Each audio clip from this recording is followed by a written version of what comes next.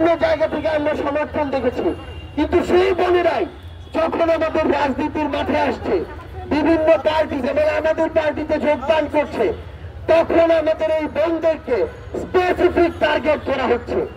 আমাদের এই বোনদেরকে নিয়ে অনেক মিথ্যা প্রপাগান্ডা ছড়ানো হচ্ছে, অপপ্রচার করা হচ্ছে।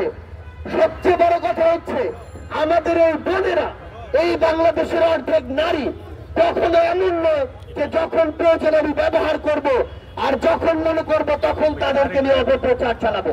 আমরা যখন মাগুরায় 8 বছরের একটি নারী শিশুকে ধর্ষণের শিকার হতে দেখি এবং সেটার পরিপ্রেক্ষিতে সেটার বিচার পাওয়ার জন্য আমাদেরকে এখনো রাস্তায় খেপিয়ে মরতে হয়, সেটাই বলে দেয় যে অভ্যুত্থানে যে ফ্যাসিস্ট কাঠামোর বিলোপের কথা আমরা বলেছিলাম, সেই ফ্যাসিস্ট কাঠামো এখনো বিলোপ হয় নাই।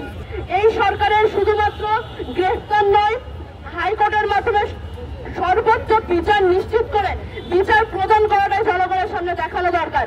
যতক্ষণ না অন্য অপরাধ মানসিকতার মানুষজন আরেকটি অপরাধীর শাস্তি হতে দেখবে, ততক্ষণ পর্যন্ত তারা লাই পেতেই থাকবে। নারীর নাগরিক মর্যাদা, নারীর আত্মমর্যাদা এবং তার সামাজিক স্বীকৃতি প্রশ্নবিদ্ধ।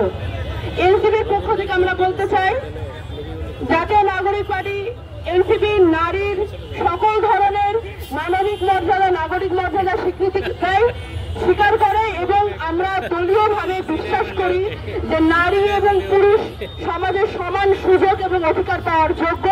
আর একই সাথে সামনের দিনে জননিরাপত্তা, নাগরিক নিরাপত্তা, নাগরিক মর্যাদা এবং নাগরিকের অধিকার নিয়ে এনসিপি কাজ করে যাবে।